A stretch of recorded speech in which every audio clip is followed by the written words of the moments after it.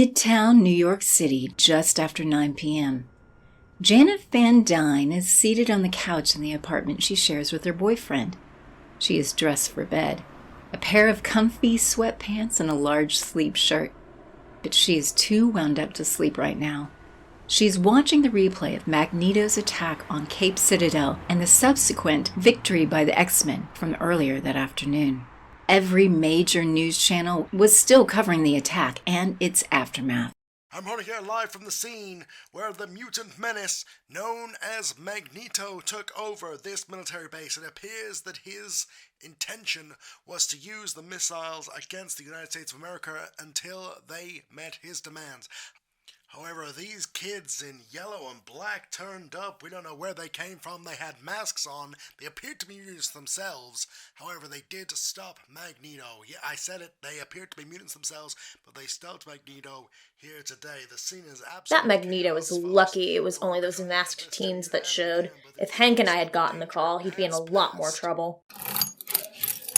As if on cue, her boyfriend enters their apartment. Dr. Hank Pym is just getting off a long stint in his lab and is ready for a long and restful night's sleep. His short brown hair is tousled and unkempt from the numerous times he brushed his hands through it in thought. His fit figure is in khaki-colored slacks and a white button-up shirt. He loosens his dark red tie around his neck as he steps in and tosses the suit jacket on one of the hooks by the door. Jan, I'm home. Hank, have you seen the news today?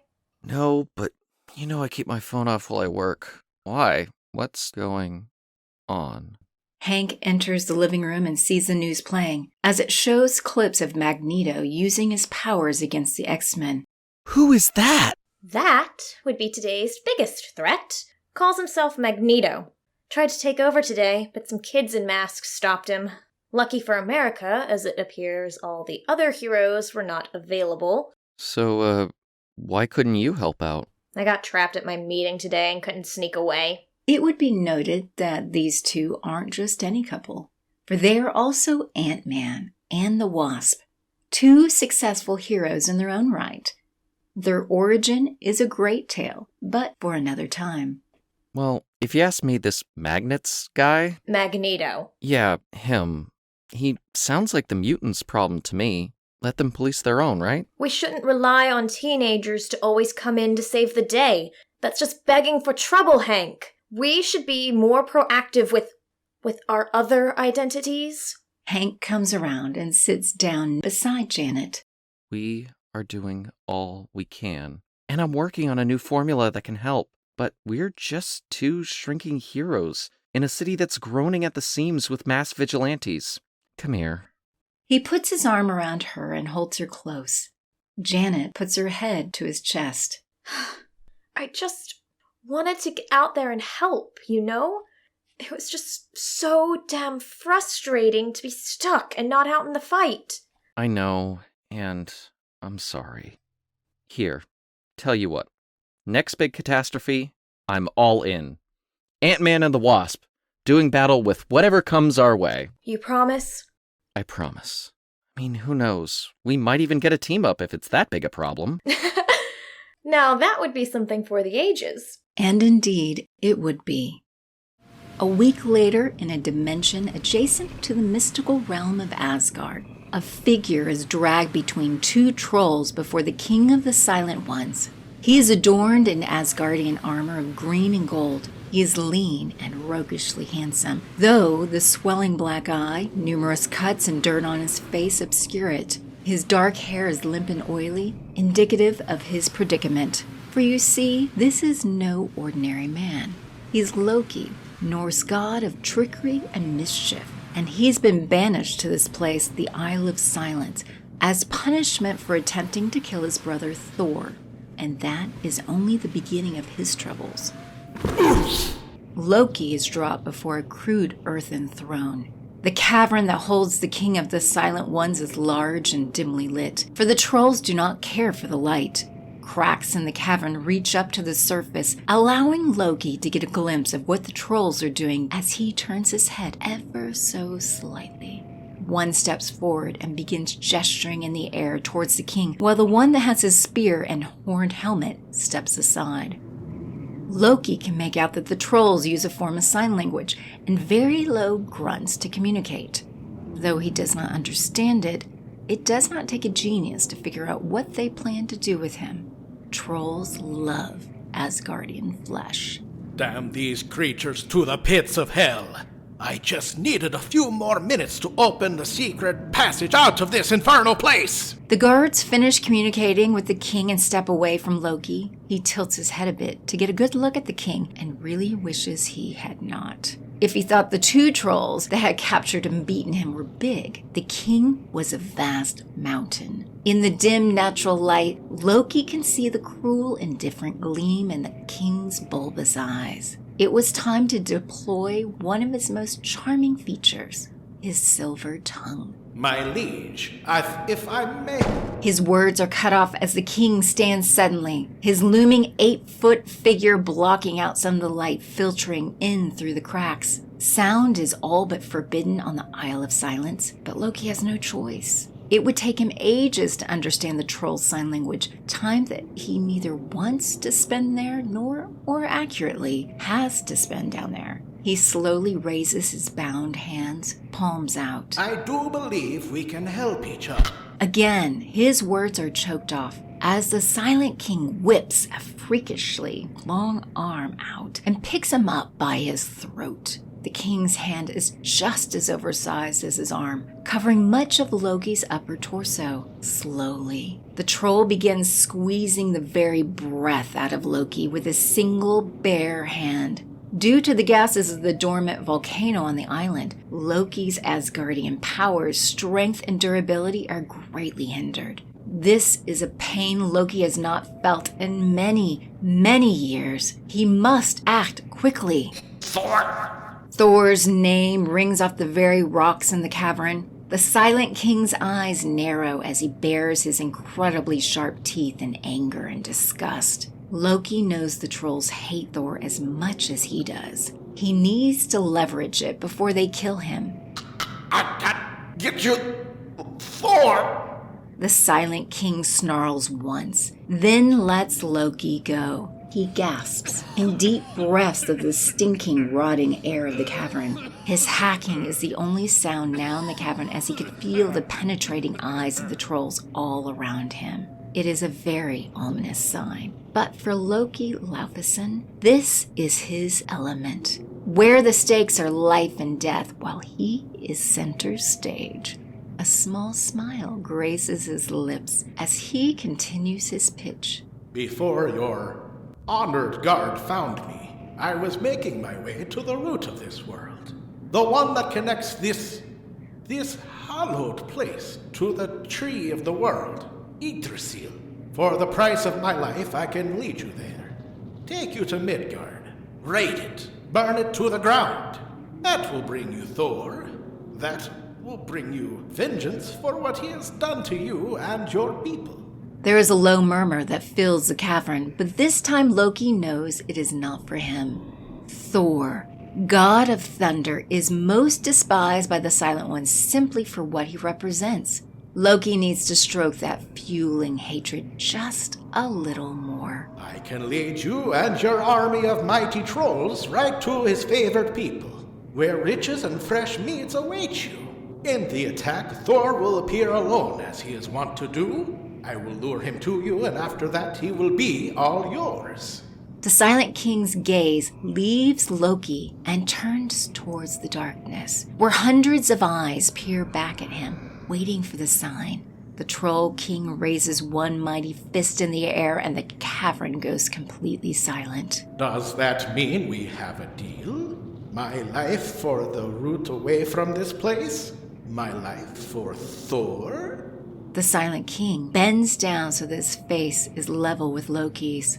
A wicked grin stretches across its mangled face. Loki has to keep from gagging at the scent of the troll's putrid breath, but he maintains his composure. The troll nods its lumpy head once in agreement.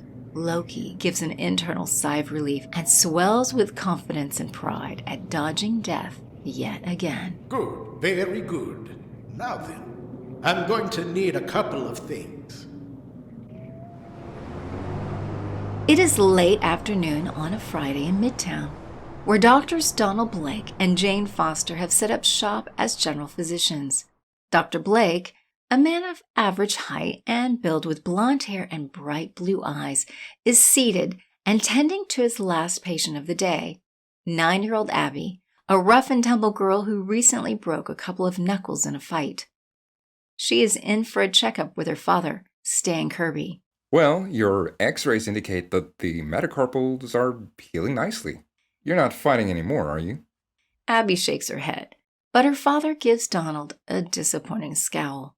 I keep finding her in her room, pretending to be a soldier or something. Never should have let my grandfather tell his crazy old World War II stories. Now I've got a massive bill for all this. We can work something out, Stan. Money isn't my driving force. Good care is. At that moment, Dr. Jane Foster pokes her head into his office. She is a slight woman of average height with dark chestnut locks and highly intelligent blue eyes. Hey, Donald. I just wrapped up my last one. Going to do some paperwork before I leave for the evening. Actually, could you work with Mr. Kirby before they leave? He's concerned about the bill. Please, see what discount we can apply to it. A small scowl crosses Jane's face as they share a look. Jane knew what he meant. Donald wanted to practically give away his services, but money for the business was tight and they could not just treat everyone for pennies, or worse, for free. It was why she oversaw billing and kept them in the black as much as possible. But Donald's hopeful, bright eyes always had a way of melting her heart. It was the first thing she fell for about him, though she would never act on it. Sure. Come with me, Mr. Kirby. I think there's a friends and family discount we can apply. Just before Abby can leave, Donald taps her on the shoulder. You know, you remind me of someone very dear to me. Keep your chin up, kiddo. Donald pulls a sucker from the pocket of his lab coat and hands it to her. The child beams back up at him with a broken smile. Abby! The girl scampers off to rejoin her father. Donald smiles after her, then picks up his cane from where he set it against the wall and hoists himself up onto his feet. The cane is a gnarled piece of wood of just the right height for him. He groans as he limps over to his side of the desk and plops down into his chair. His right knee aches as if someone lit a torch under his kneecap. He starts to massage it as best he can. You're really acting up today, aren't you? Forecasts aren't calling for any storms soon. Just what are you trying to tell me? The knee, of course, does not answer. Donald Blake, the man that can also become the Norse god of thunder, massages it for a few more seconds, then starts organizing his paperwork from the day's activities. Across the city at the Stark townhouse, Tony is just getting off from a full day at the office. The genius, billionaire, playboy, philanthropist heads into the basement where he keeps his most prized possession, the Iron Man armor. He begins to remove his office wear, revealing the glowing arc reactor buried in the center of his chest that keeps him alive. Jarvis, wake up. There's no time for late afternoon catnaps. It's 5 o'clock and I need to build something. Of course, sir. Shall I stop the automated bourbon pour? Whoa, absolutely not. I needed to get the creative juices flowing, and I had another dismal day at the office. So continue to pour it, or I'll program you to sing show tunes every time someone rings the doorbell. How utterly dreadful of you, sir. Jarvis? Analyzing. It would appear that someone has triggered the secret weight distribution alarms in the ventilation system back at Stark Industries. No chance it's a big rat? Unless this rat has the proportions and features of a human woman, that would be a no, sir. All right, let's get me into something sleek and stylish. It appears I have a hot date. Moments later, a red and gold armored man is flying over Stark Industries as Jarvis pulls the security feeds for him. Most of the cameras have been disabled. The rest show a darkened lab. You've notified the guards not to engage with the target? Of course, sir. The target has breached the outermost lab and is currently attempting to hack their way into my mainframe. Okay, deploy jackrabbit.exe. That should keep the hacking script busy until we're ready. Is there anything else I should know about the programming language? There is an underlying code in Cyrillic, sir. Yeah, I figured. You know, this would go a lot better if she would just ask me out. She's obviously crazy about me. It must be your winning personality that keeps bringing her back, sir. Shut up. I'm going in. Iron Man sends a jolt of energy towards the rocket boots and dives down.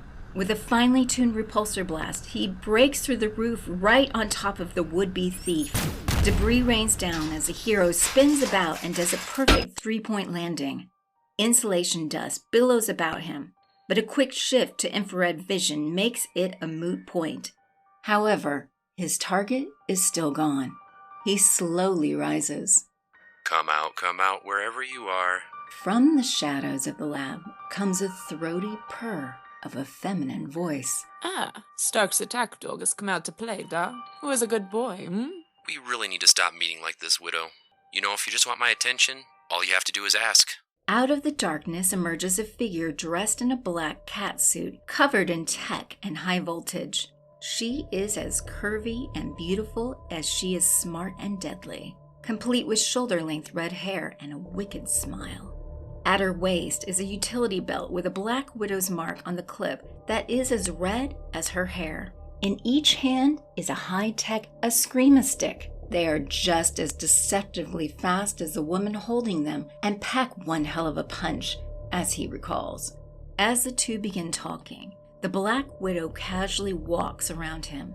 Iron Man understands she is waiting for the most opportune moment to strike. But you know I want more than just your attention. Listen, I know this fantastic little shawarma place.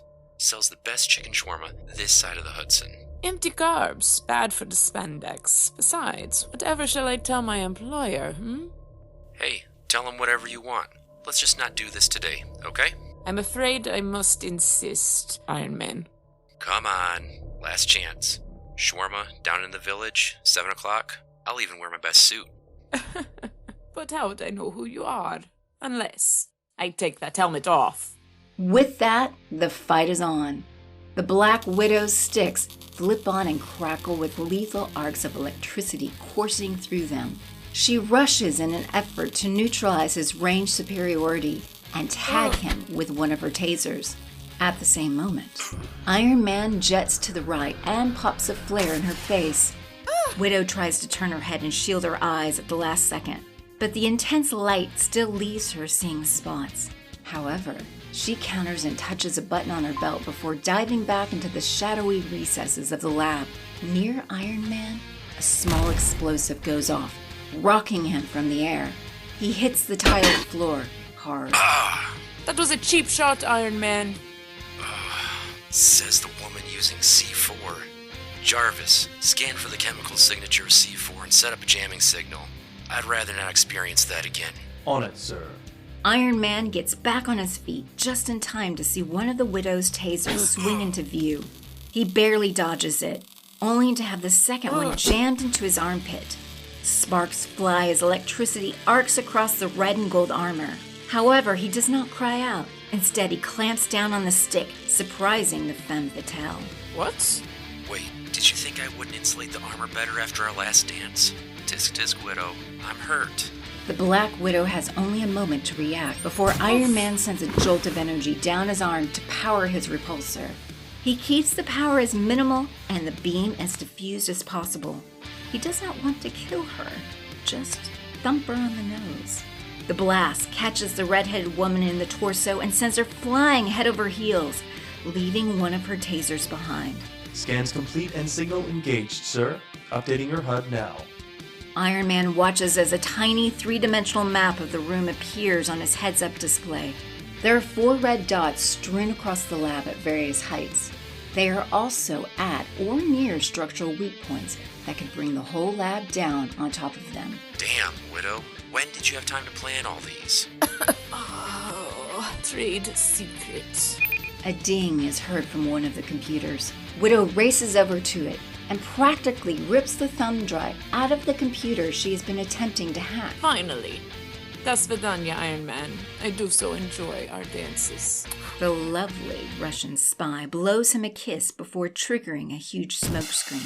Her catsuit projects an aura of heat shielding that keeps her from being detected by infrared scanners, including Iron Man's HUD. Within moments, she is gone. Jarvis, tell me, was that her program catching the rabbit? Indeed it was, sir. What did she get away with this time? Oh, just a couple gigs of porn.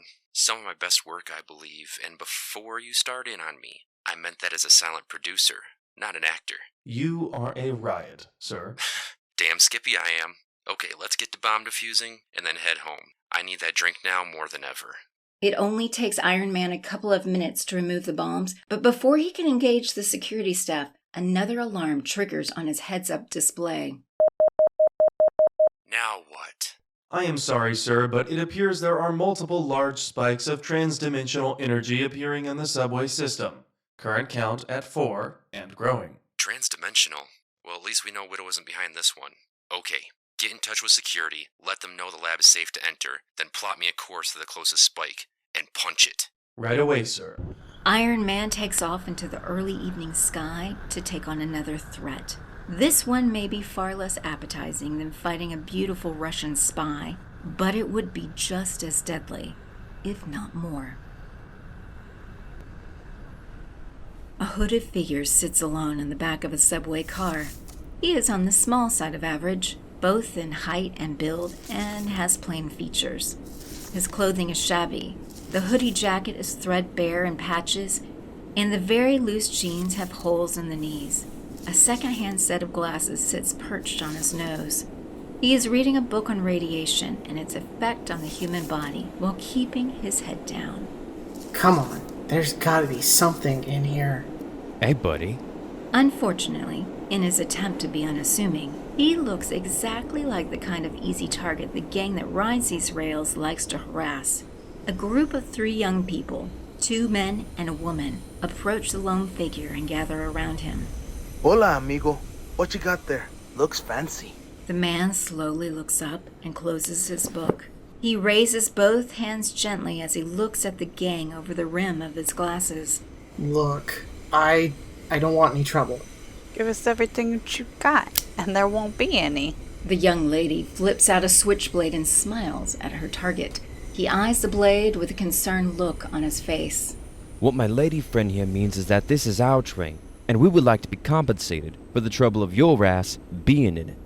Well, you see, I don't have anything on me. Any fool who reads this crap has something on him. He takes the book from the man's hands and tosses it down the aisle. The would-be victim takes a calming breath and does nothing about it. Now, let's try this again. Hand over whatever cash you got on you, and we'll go. It's as simple as that, my man. You can't get blood from a stone.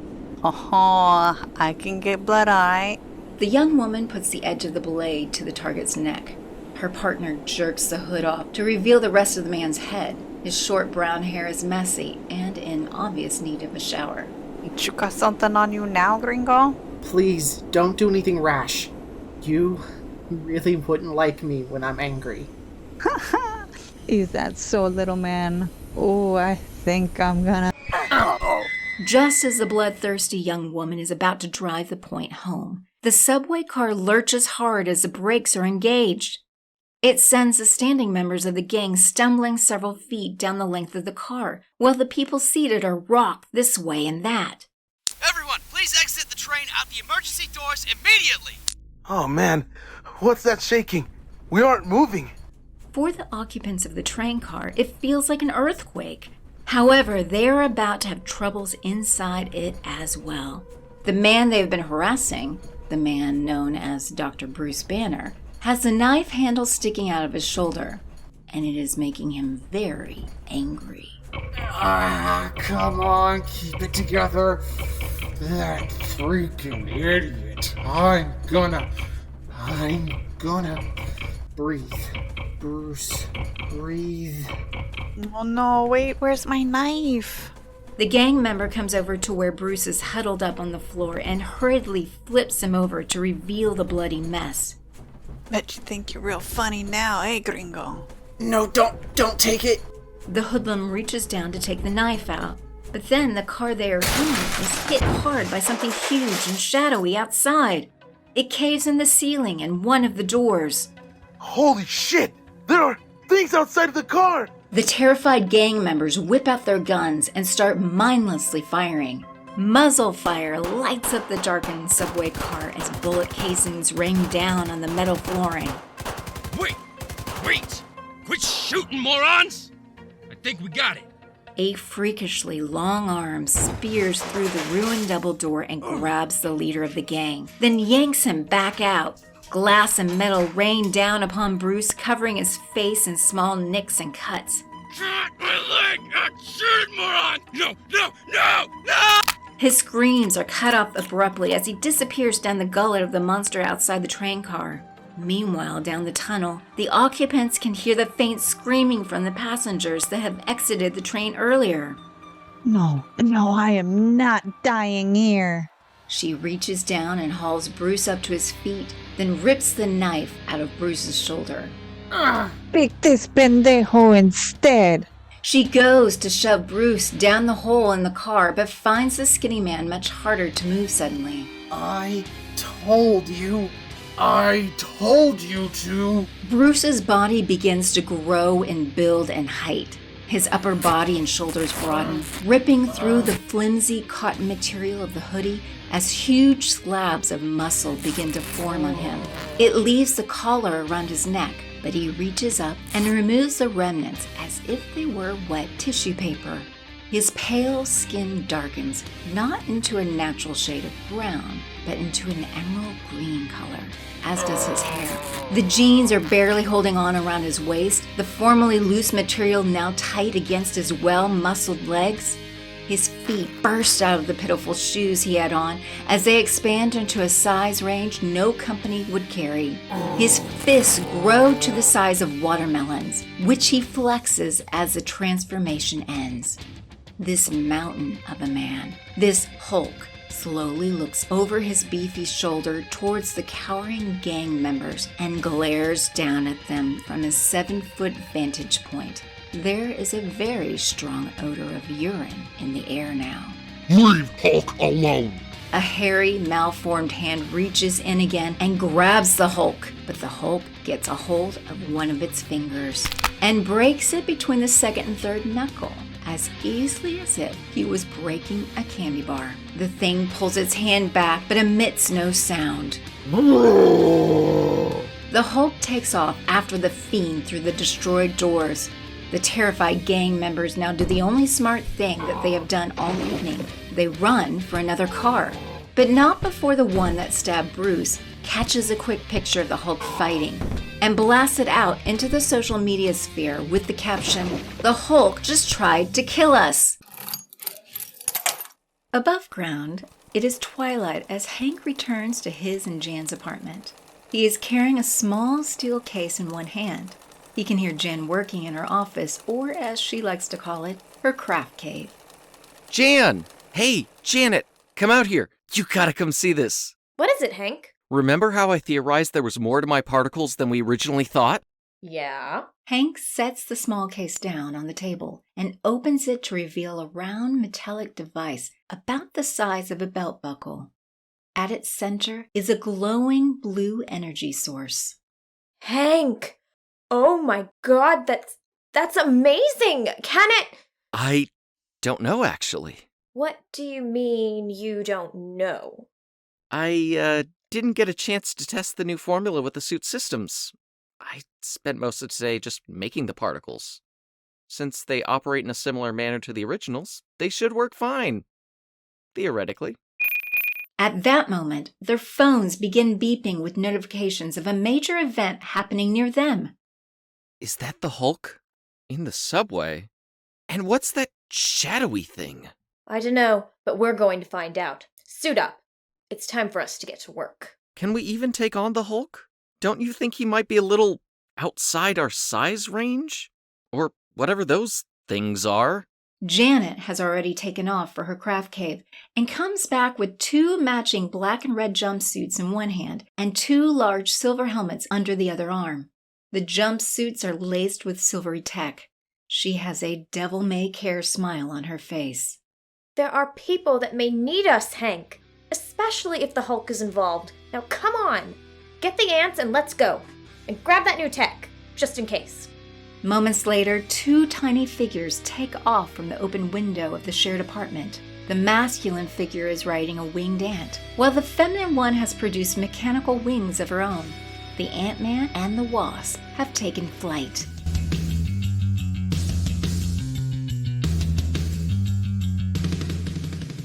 Donald, have you heard the news? No, I've been buried in lab reports. What's going on? Jane enters Donald's office and holds out her phone to him. Dark images dance across the screen, showing huge amounts of devastation and flashes of emerald. Captions indicating the Hulk's rampage show as banners beneath the poor quality videos. Sounds like the end of the world is going on out there. I don't know how I'm going to get home. Here, take my taxi pass. Donald, I appreciate the gesture. I live in Queens. That'll rack up one hell of a charge. And how will you get home? Donald stands, leaning heavily on his gnarled cane, and comes around his desk. I keep a cot in the spare office for when I've fallen asleep here on occasion. So that's how you've beaten me to the office so many times. Donald, that can't be good for your leg or your back. It's, stronger than it looks. Besides, someone should stay here in case of an emergency.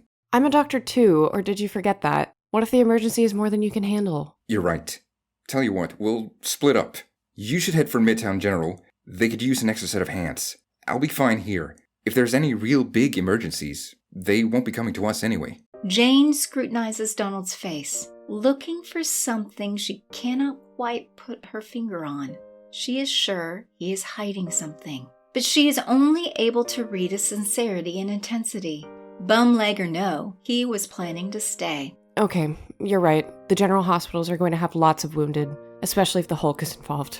Promise me you'll call me if things get too much here. Of course, Jane. Scout's honor. Donald, I know for a fact you weren't in the Boy Scouts. Whatever, I'll take it. She takes the offered taxi pass, their hands coming into brief contact with each other. An awkward moment passes between the 2 business partners. Jane looks up into Donald's piercing blue eyes and struggles to find the right words she wants to say. I'll be okay here, Jane. I promise. You should get going before things get worse. Right. Of course. Good night, and good luck. It takes Jane no more than a couple of minutes to gather her things and leave the office. Donald waits until he hears her hail a cab before disconnecting the landline and turning off the lights to the office. Here's hoping nobody's going to need me. If Jane asks, I'll claim it's an infrastructure outage. In the center of his office, Donald kneels and holds his cane out vertically before him. He slams the tip of the cane down to activate the powers of Thor. There is an intense flash of light and a roar of thunder that shake the windows and their frames. A different man now kneels in the spot once occupied by Donald Blake. He stands slowly to his full height of 6.5 feet. There is so much power radiating off him that the very air hums and quivers. He is broad-shouldered and powerfully built with limbs to rival any bodybuilder. They strain the silvery scale armor that encased them. He is also wearing a leather gambeson that is adorned with 6 metal discs. They go vertically down his abdomen in 2 columns. Heavy leather boots, matching belt, a red cape, and a winged metal helmet atop his long golden locks complete the picture of the Norse god of thunder, Thor. The call of battle sings on the air this night. Thor walks over to a window and opens it with his free hand. Grasped in his other hand is Mjolnir, his trusted weapon for over 1,000 years. Its disguise as a gnarled cane is gone. In its place is a single-handed hafted weapon with an unproportionally massive warhammer for a head. The haft is leather-bound and there is a leather loop on the end. With practiced motion, Thor grasps the loop, then spins the hammer at his side until he has enough speed. He then launches the weighted mass into the air and is taken for a ride, granting him the power of flight. May the hunt for the Green Goliath commence! Thor flies over the city that never sleeps, searching for a point of entry into the subway system. It does not take him long, as he sees a mob of people pouring out of the entrance at Times Square and 42nd. Thor angles Mjolnir, towards the subway entrance just as a huge green beam comes flying out of it. One of the creature's feet catches the concrete archway, sending a massive slab down towards the civilians. I have you. Thor sweeps down and catches the chunk before it can land on the people. He slowly sets it down off to the side, so as to not impede the egress of the citizens. Many continue to run away and scream, but one woman approaches Thor. Hey Thor, the Hulk is tearing the place apart. You gotta stop him. That's the plan, young maiden. He was flying towards your Times Square. I will stop his monstrous barbarisms now. With that, Thor takes off towards Times Square, the mighty Mjolnir leading the way. The Hulk lands in the center of Times Square. He's been in the middle of a fight between two of the mysterious beings when one of them grappled him, then threw him through the entrance. An action that did not make him happy as he slowly stood back up. Hulk, smash, ugly. Hulk! Thor appears over the Hulk, hovering thanks to the whirling of the mystical hammer. He points angrily at the Hulk with his free hand. Stand down, monster! The Hulk glares up at the God of Thunder. He knows those words and they make him angry. But some part of his broken mind recognizes Thor and tries to communicate. Not monster. Monsters in dark place. You have been sighted attacking the good people of this fair city, Hulk. I say again, stand down. Not Hulk. Others. Thrice I say and done, fiend. Stand down. Now. No! The Hulk grabs a large rock and hurls it at Thor.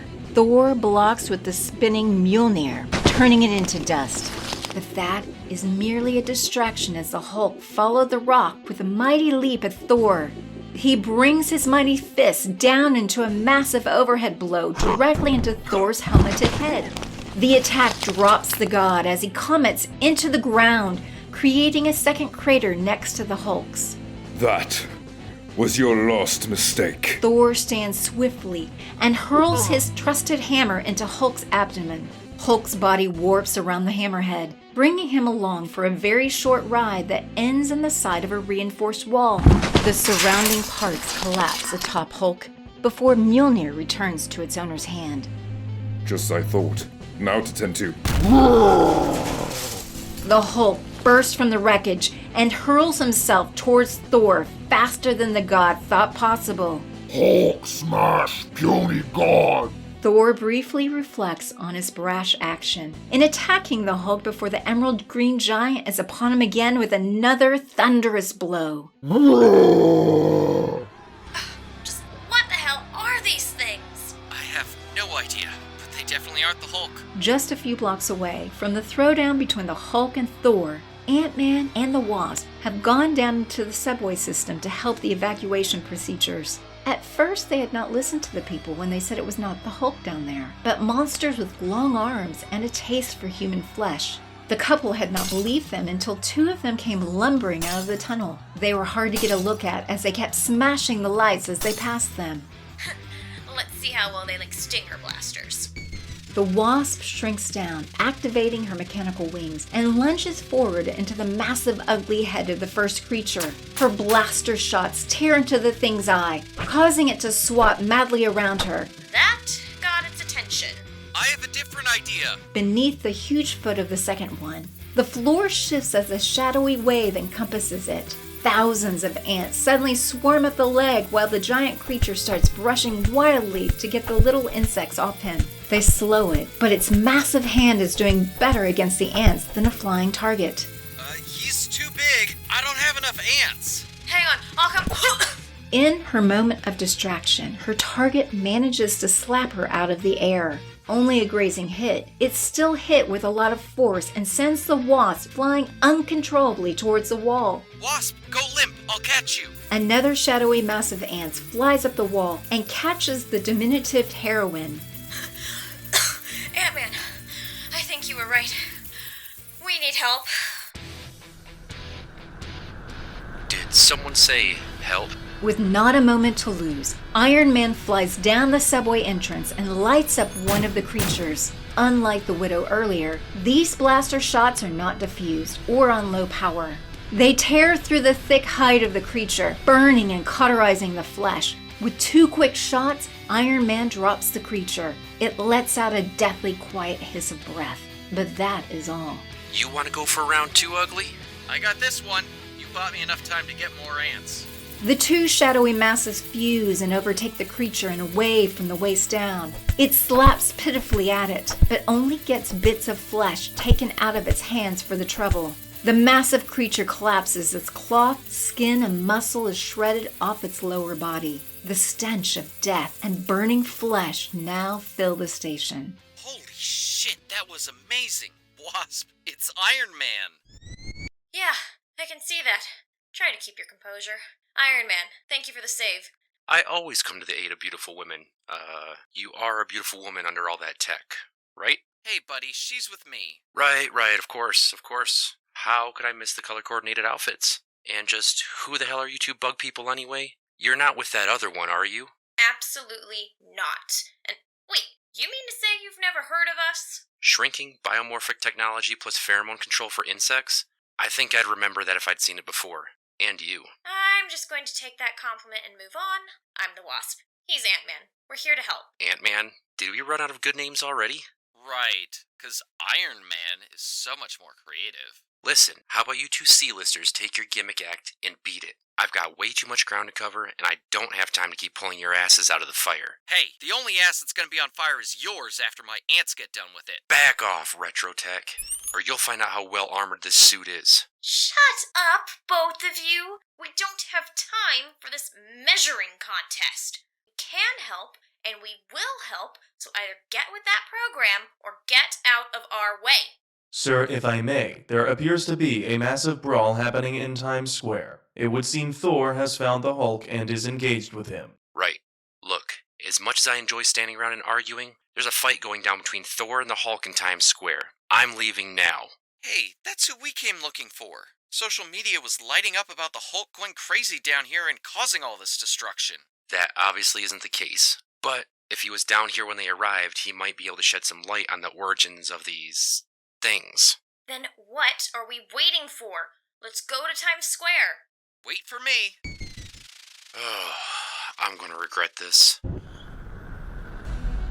Back in the square, the 2 titans of strength were leveling one of the most iconic areas of New York City. Between the Hulk's anger overriding his short-term memory and Thor's pride of never losing a battle once it started, they had forgotten about the real threat. Leave Hulk alone. I will bring back your head, foul creature, for Midgard, for Asgard!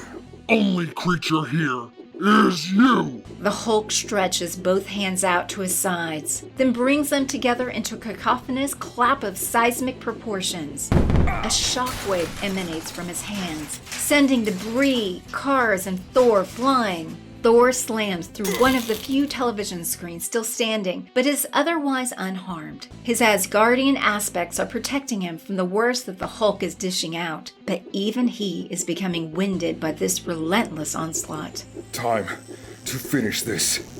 Do you believe that was thunder? I am the god of thunder, beast! Remember it! No! Lightning surges from the head of the hammer and strikes the green giant. Electricity arcs from the Hulk's body into the ground as the power courses through him. He is then blasted by the thunder into the pavement, where he lies stunned. And just what the hell are you 2 doing? At that moment, Iron Man swoops up to float before the Norse god.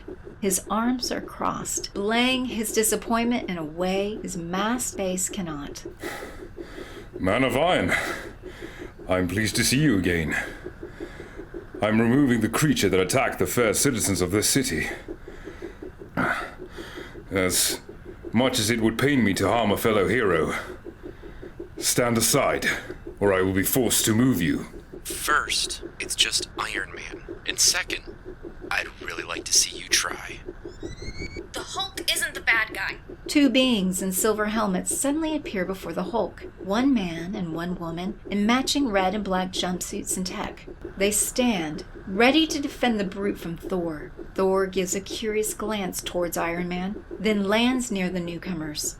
And who might you be? Seriously, has nobody heard of us? Chill! Look, we're Ant-Man and the Wasp. We're going to help whether you agree or not. Then why do you defend this monster? Can you not see the devastation he's responsible for? Last I checked, it took 2 to tango. Besides, the bug people and I have seen the real threat. Iron Man opens his right palm and produces a fully rendered 3-dimensional image of the creatures from the subway. It is very lifelike. Thor's upper lip curls into a snarl. Trolls. Silent trolls, to be precise. They hail from the Isle of Silence, a dimension near my home of Asgard. They were supposed to be trapped there for all eternity, but it would seem that somebody has set them loose on your fair city. Sure, he believes the shellhead, but not us. Typical. You provided no proof, unlike Iron Man here. I've made a grave error in judgment, both you and the Hulk this day. This error has resulted in countless injured and possible deaths. I must atone for my recklessness. If you will have me, I will gladly fight by your side. There is an exchange of looks between the 3 fully helmeted heroes that Thor cannot read until Iron Man steps forward and offers his gauntleted hand. Thor accepts it.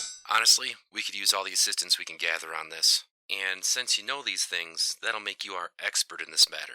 Not to bust the positive energy here, but what do we do with him?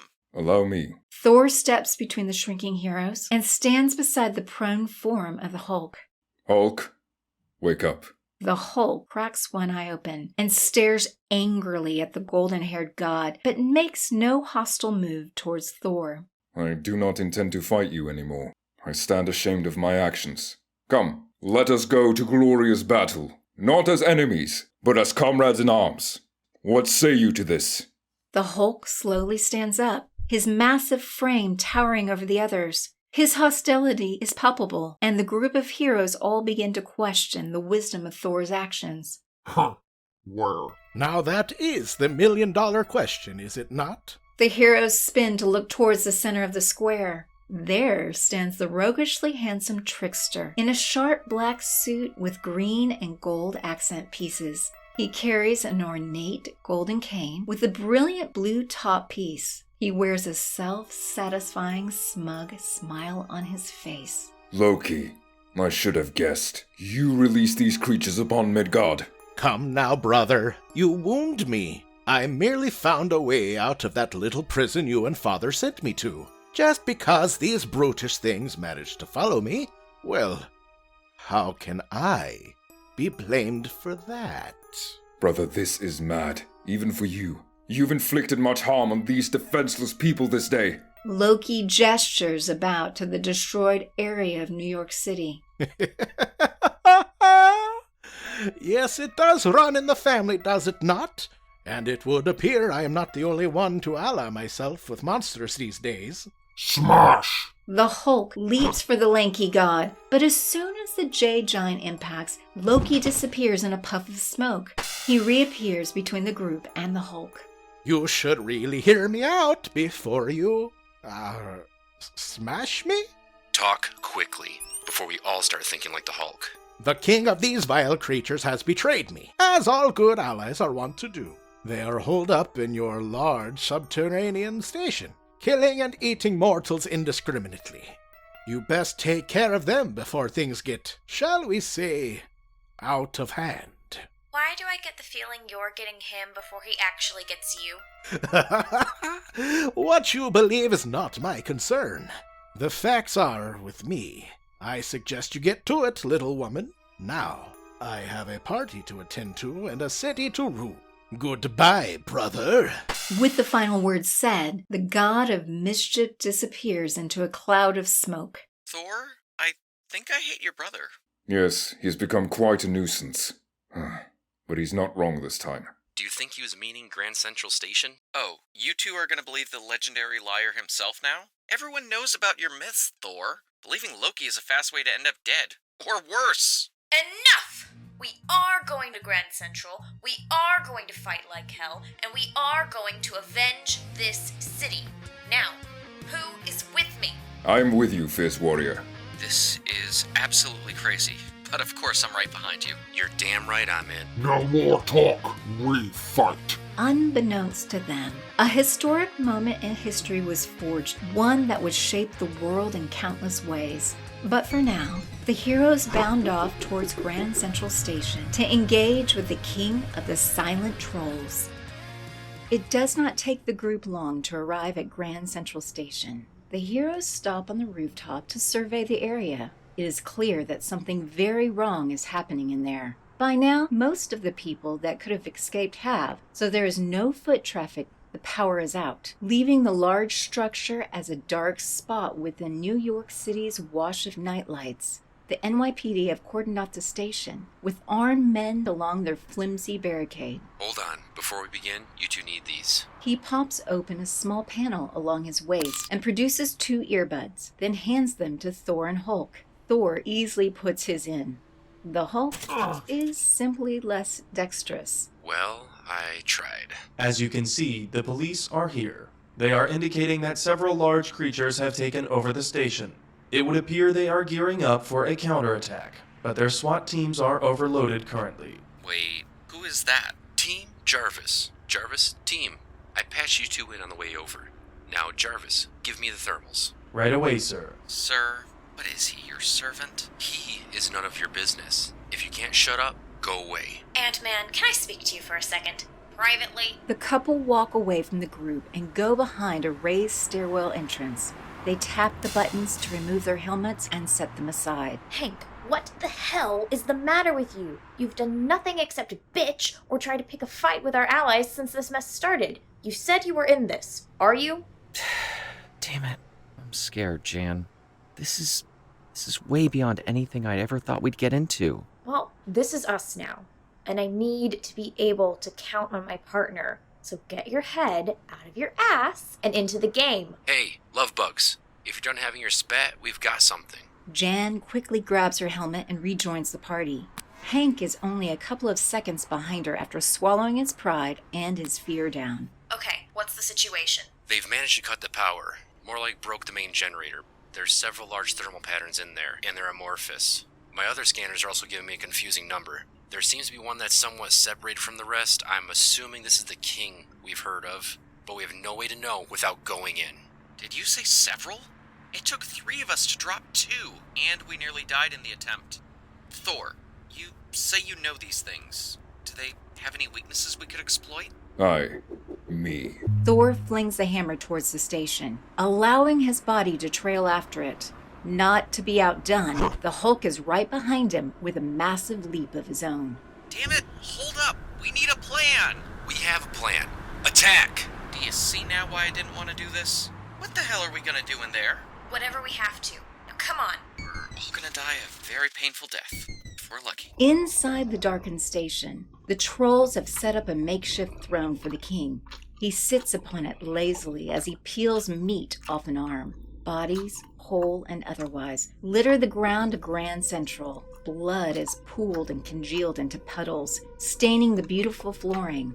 It takes only moments for Thor and the Hulk to crash through the ceiling of the station. King of the Silent Trolls, you know me and you know what I represent.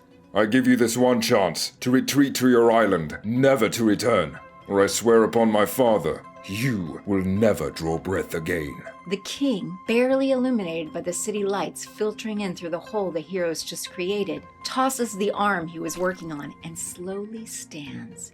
Hate fills his wide eyes and a snarl lifts his blood-stained upper lip. He stomps once and grabs a nearby bench as his answer. I am very happy you decided otherwise. Friend Hulk, smash!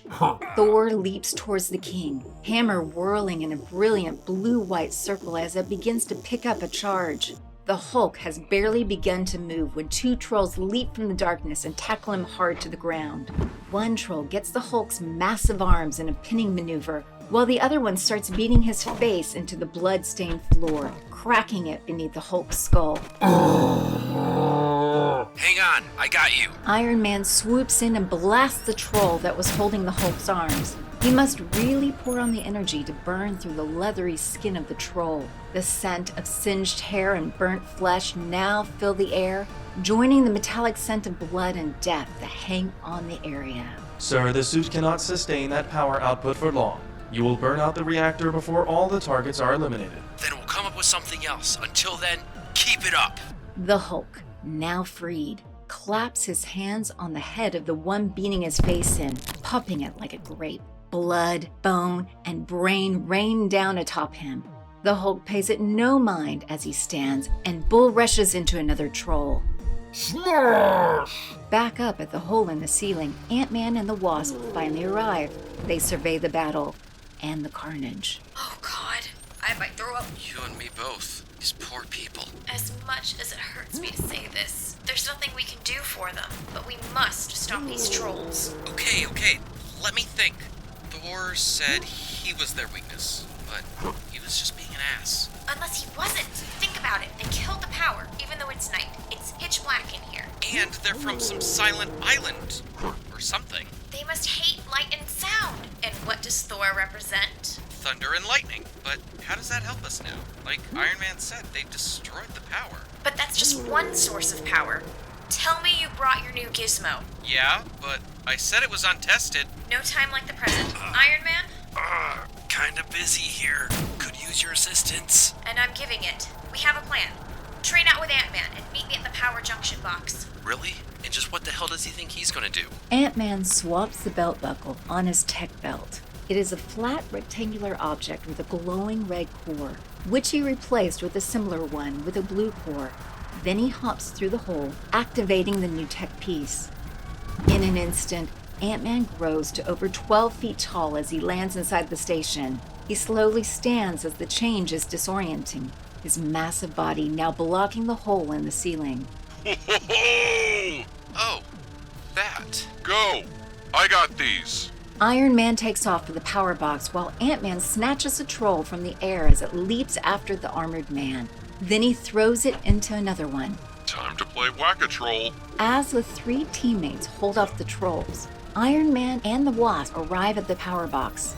He quickly pulls the outer casing, revealing the massive wires that normally carried power to the many lights in the station. So, what's the plan here? How much power can your reactor provide? There's a joke in there I'm passing. You want me to wire into the building's power? What exactly will turning the lights on do? If we overload them, it'll blind them. We can use that to our advantage. Then we better hurry. Jarvis, start creating a program to help me manage the output. Aye, sir. It takes the two heroes several moments to hardline Iron Man's arc reactor into the building's grid. Meanwhile, the other three are engaged in brutal hand-to-hand combat as trolls keep coming up from the subway system. If I may suggest, haste would be greatly appreciated. Unless you want me to fry Iron Man, I suggest you focus on fighting. Wasp, we're about to be overrun. Finally! Iron Man, go! Everyone, shield your eyes!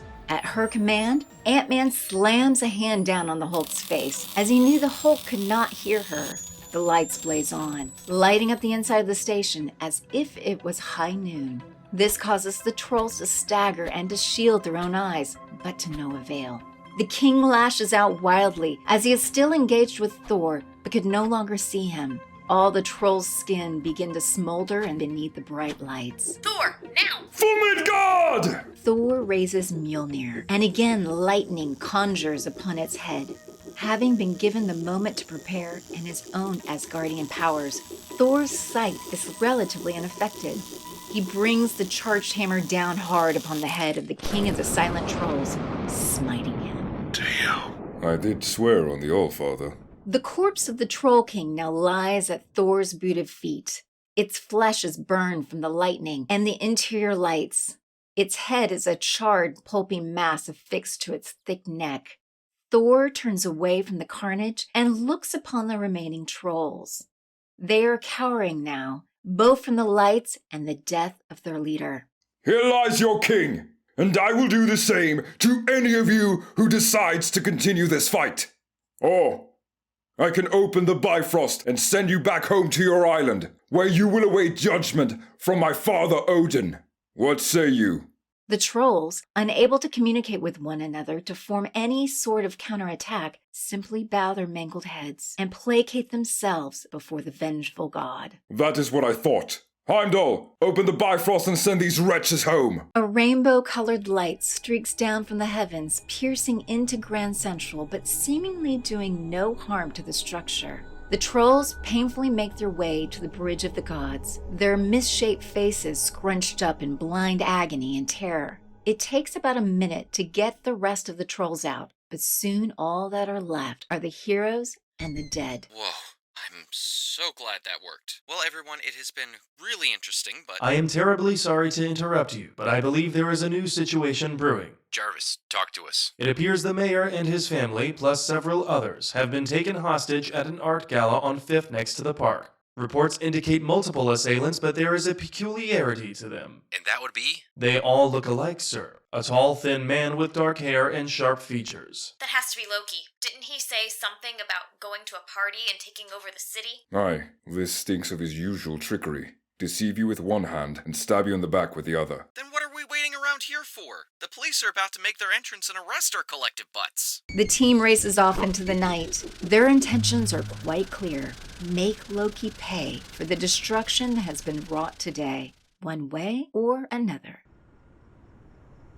Okay, Jarvis, what do we have? Scans indicate 24 people are being held in the main ballroom. There are several human-sized thermal patterns along the walls that are cooling. God, how much death and suffering can there be in one night? When Loki's involved, there is no limit. That is good to know. Jarvis, can you pinpoint Loki? One being in the structure has trace elements of transdimensional radiation about him. Mark him on my HUD.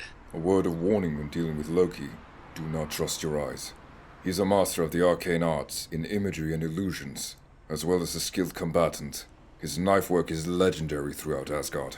So don't get close and don't believe your eyes.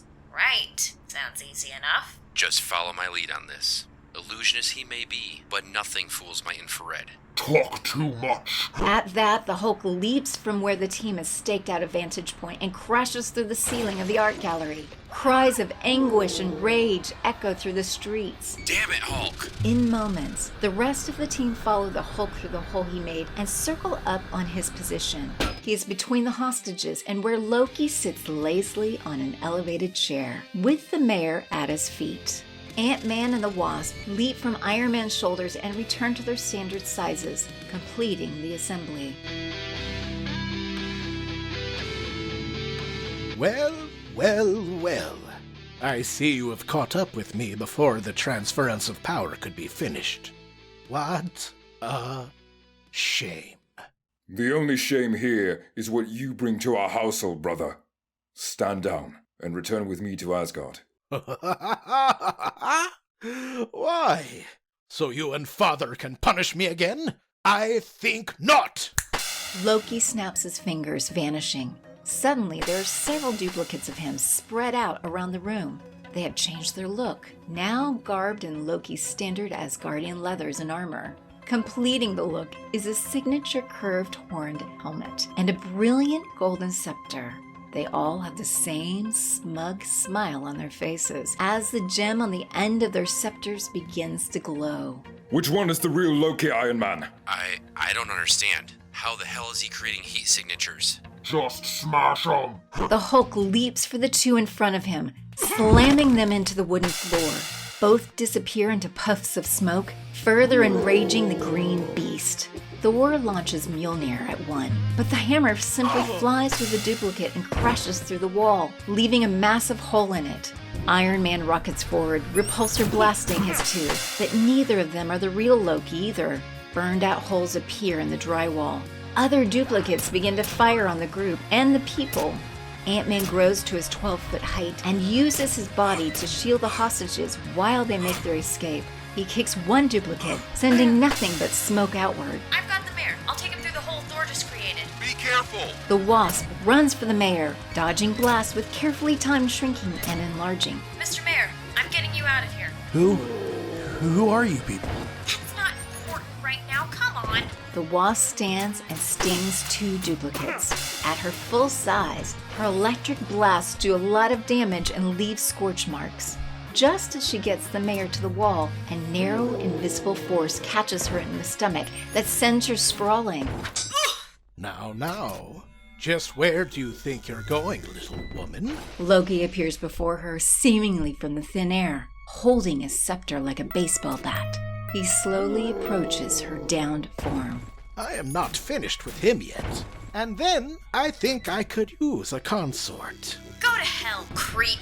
She shrinks and flies at him, catching him off guard.